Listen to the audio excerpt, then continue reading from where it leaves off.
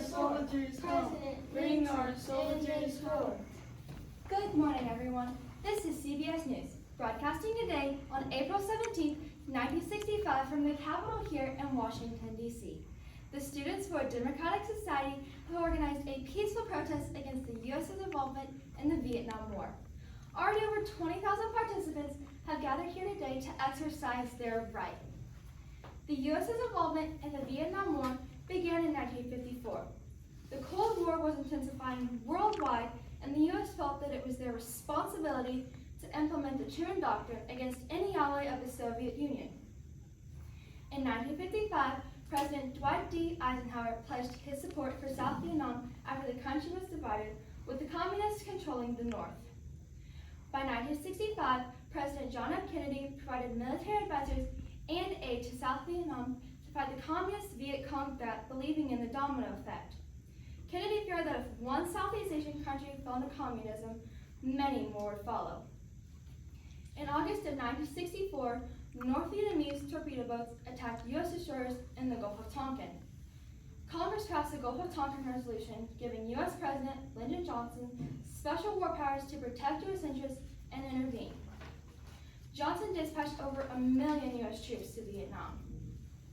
The anti-war movement began growing on U.S. college campuses and universities as the draft continued. Let me see if I can catch one of these protesters asking why they are taking part in these protests. Stop. Young lady, would you mind telling us why you are taking part in these protests? Sure. I feel it is my right and responsibility to protest the conflict in Vietnam. Remember, it has not even been declared national war yet, and hundreds of soldiers have already been killed. As an American citizen, I have the legal right and the First Amendment to voice my opinion. The right to voice our opinions is essential in a democracy. Without it, the government can adopt any policy and prevent the public from objecting. You know, this isn't the first protest movement where Americans have exercised their right to protest. Americans began this country by protesting with the Boston Tea Party, and then their protest for abolition of slavery in the early 1900s, the Temperance Movement. We are here protesting the war in Vietnam in hopes that we will be able to peacefully persuade other U.S. citizens to finally get the leaders of our country to exercise their rights and responsibilities and change their policies to stop the war. Too many soldiers are dying over conflict, which seems no one in sight.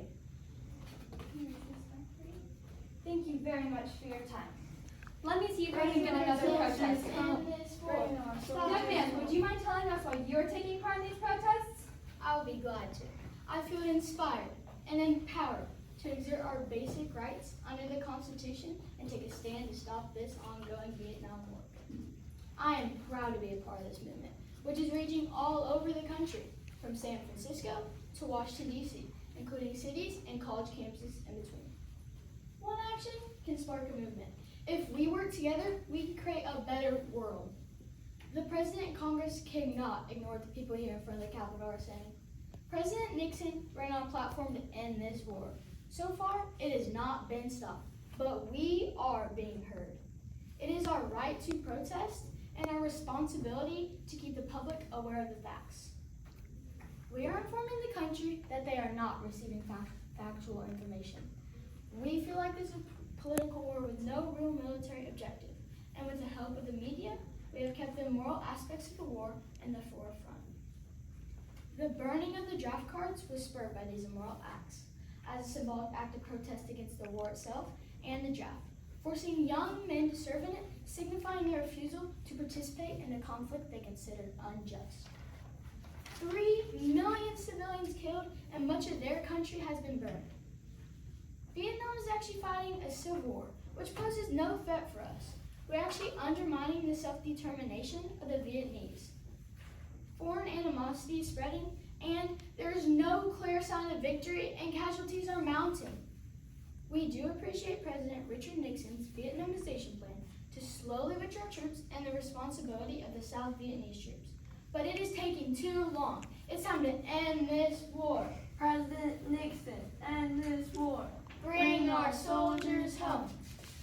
The media is using their rights and responsibilities to show the public what is really taking place in Vietnam.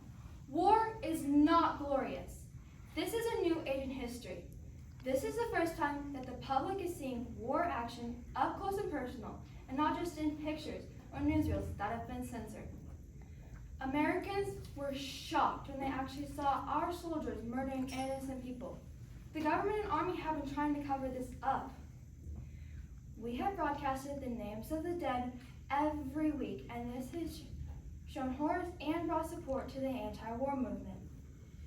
Walter Cronkite, renowned CBS News anchorman, gave his assessment of the war after visiting the front lines and experiencing this war firsthand. In a new special report that aired February 27, 1960, he stated, "It now seems more certain than ever that the bloody experience of Vietnam is to end in a stalemate." Critics say that the media is undermining the war effort, but what Cronkite and other journalists are managing is exposing the gap of what the U.S. government is saying and what is truly happening on grounds. All this is controversial, but people are talking. Can we win? The answer is inevitably no. Let's listen again to these protesters. In this land of liberty, I have the right to say what we believe. It's our right and responsibility To give our opinion on government policies. President Nixon, end this war. Bring our soldiers home. Vietnam is a mortal war. How can we justify 3 million civilians killed? Vietnam is a civil war, in which we have no right to interfere. President Nixon, end this war. Bring our soldiers home. This war has lasted way too long. It's a war that we can't win. So it's time to end. President Nixon, end this war. Bring our soldiers home. Bring our soldiers home. This is CBS News, broadcasting the end of the Vietnam War. President Nixon heard the voices of the anti-war demonstrators and used his right and responsibility to bring an end to this war. After staggering death tolls, U.S. military, over 58,000 killed, 250,000 Vietnamese soldiers killed, 3 million civilians from both sides, including 1.1 million North Vietnamese and Viet Cong deaths. In early January 1973, North Vietnam and the U.S. ironed out the final details of the peace agreement. Both countries and South Vietnam signed the final agreement in Paris on January 27th. On March 29, 1973, the last American combat troops were withdrawn from Vietnam. As it turned out, America was the only country to fulfill its rights and responsibilities outlined in the peace agreement and honor the ceasefire. I have brought in some former anti-war demonstrators to give their opinion on the protests. Unfortunately, this war has greatly split Americans. We as demonstrators use our rights and what we felt was our responsibilities to oppose the war. The destructive tactics they used at some of the demonstrations alienated many Americans. For example, the Kent State University was a sad and unfortunate event, which led to many more protests, many of them becoming violent. The walkouts on college campus led to burning of the buildings, which thus alienated many more Americans. The Gallup poll was taken shortly after the Kent State incident. 58% of those people blamed it on the protesters.